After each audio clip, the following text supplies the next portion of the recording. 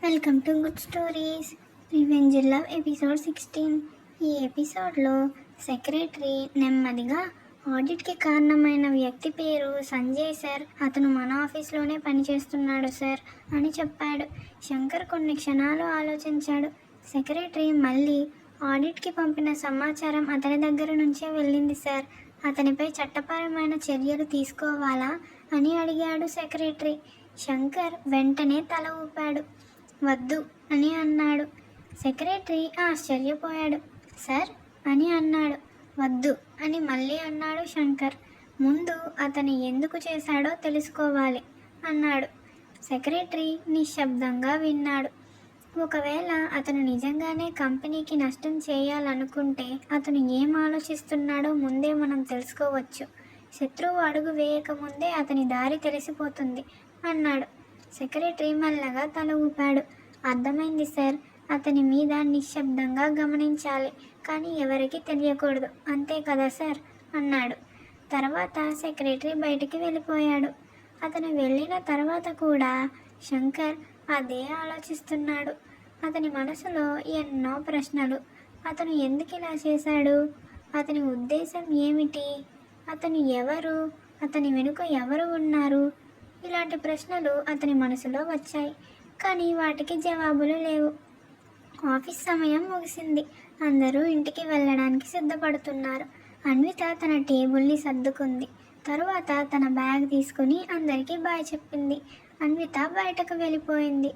మరోవైపు శంకర్ కూడా కొద్దిసేపటి తర్వాత బయలుదేరాడు. కానీ ఈరోజు అతని ముఖంలో ఆలోచనలు ఎక్కువగా ఉన్నాయి. ఇంటికి చేరుకున్న తర్వాత అన్విత తన గదిలోకి వెళ్ళింది. కొద్దిసేపు విశ్రాంతి తీసుకుంది. తరువాత ఒక్కసారిగా ఏదో గుర్తొచ్చింది. అయ్యో అనుకుని వెంటనే అల్మరాలో ఉన్న ఒక చిన్న పెట్టెను తీసుకుంది. అందులో నిన్న కొన్న బ్లాక్ టై ఉంది. ఆమె దాన్ని తీసుకుని శంకర్ గది వైపు నడిచింది. తలుపు తట్టింది.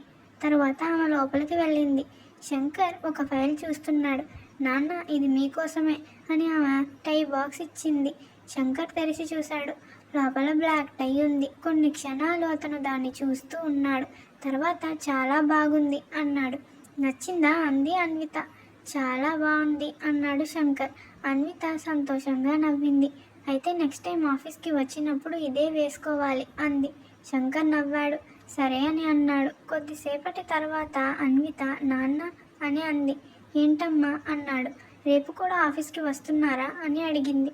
అవును అన్నాడు శంకర్. ఇంకా కొన్ని రోజులు ప్రతిరోజు వస్తాను అన్నాడు. అన్విత ఆశ్చర్యపోయింది.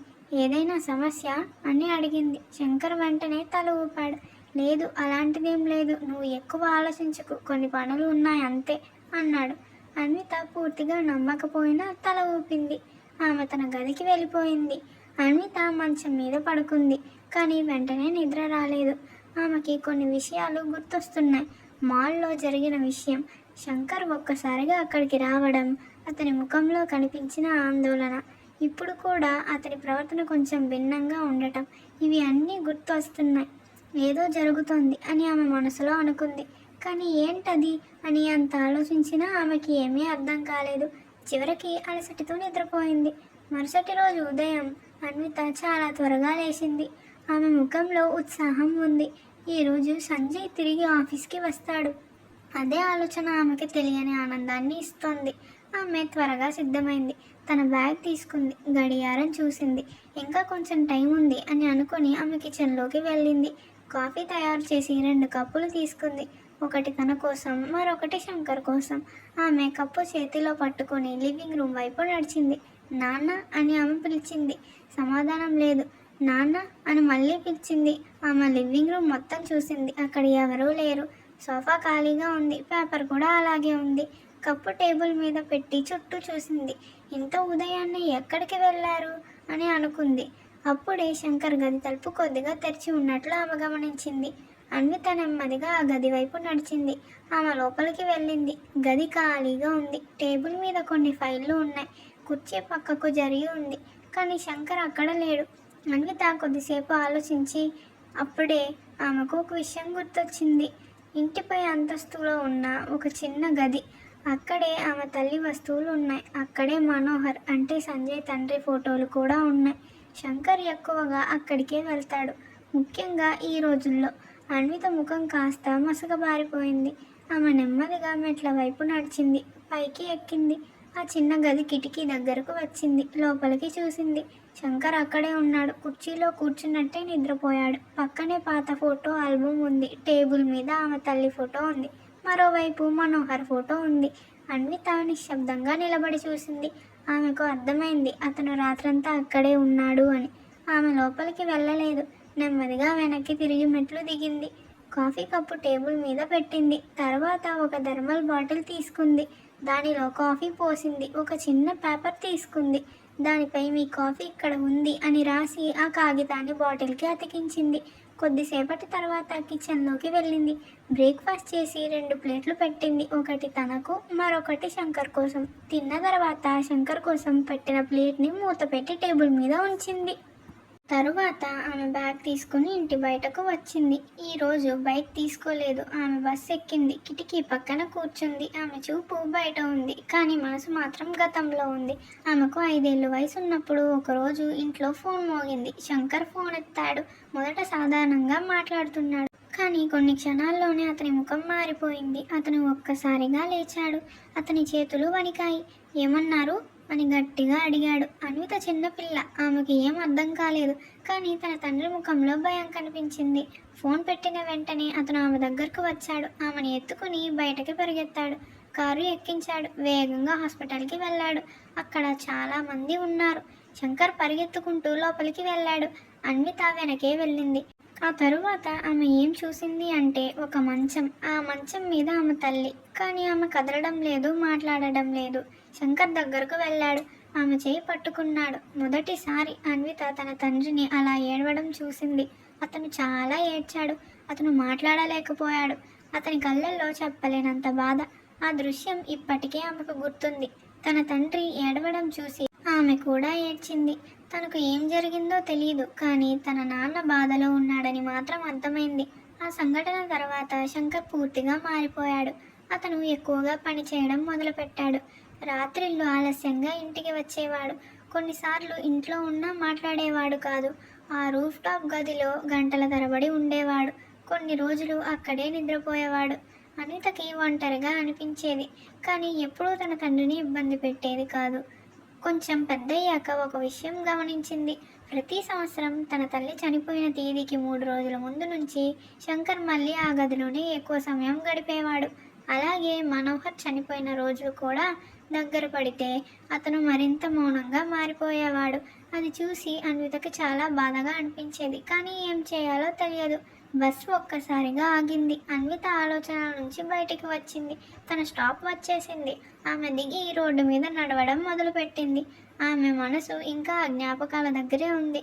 అందుకే చుట్టూ ఏమీ గమనించడం లేదు.